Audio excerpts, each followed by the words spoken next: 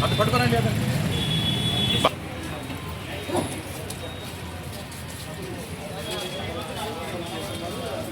న్యాయవాది సలీంతో పాటు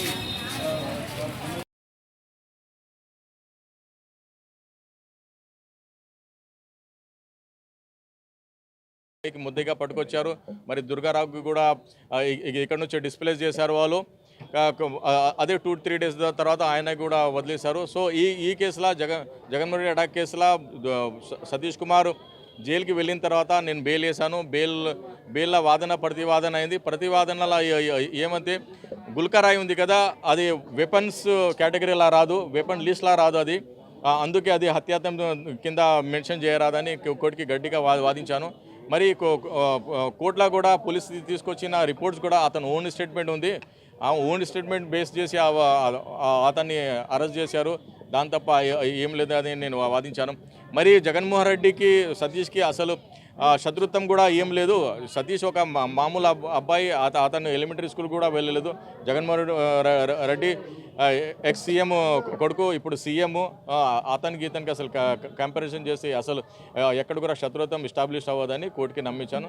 మరి ఇది ఏముందంటే జగన్మోహన్ రెడ్డి అందులో బాధితుడు ఉన్నాడు. ఆయన 161 స్టేట్మెంట్ కూడా రికార్డ్ చేయలేదు. ఆయన విధి విధాన్ని గౌరవించాలి జగన్మోహన్ రెడ్డి. దాన్ని కూడా వైలేషన్ చేశారని నేను కోర్టుకి కన్విన్స్ చేశాను. సో ఆ బేస్ మీద కోర్టు నమ్మి అతనికి బెయిల్ ఇచ్చింది. సార్ సతీష్ ఒప్పుకున్నా, సలీం ఒప్పుకున్నా, పోలీస్ దగ్గర ఒప్పుకుంటే అది చల్లదు.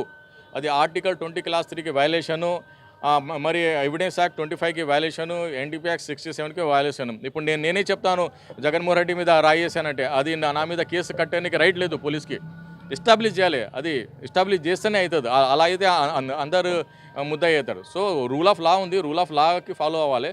సో రూల్ ఆఫ్ లాకి వైలేషన్ చేశారనే కదా నేను ఈ కేసు మీద వాదించి అతను బయట తీశాను.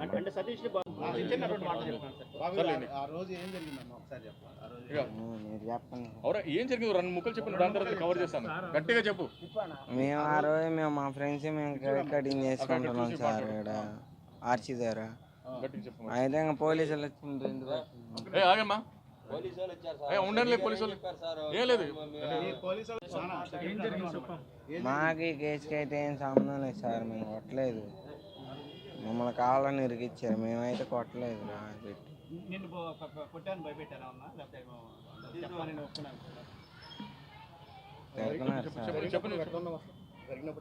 అసలు మేమైతే అక్కడ ఏం కోలేదు సార్. మేము కొట్టలేదు. మాకు ఈ కేసుకి ఏం సంబంధం లేదు. మమ్మల్ని కావాలని ఇబ్బంది పెట్టలే కానీ భయపెట్టించారు సార్.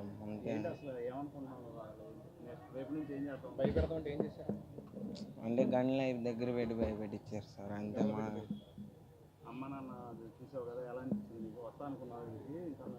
రాలేను అనుకున్నా సార్.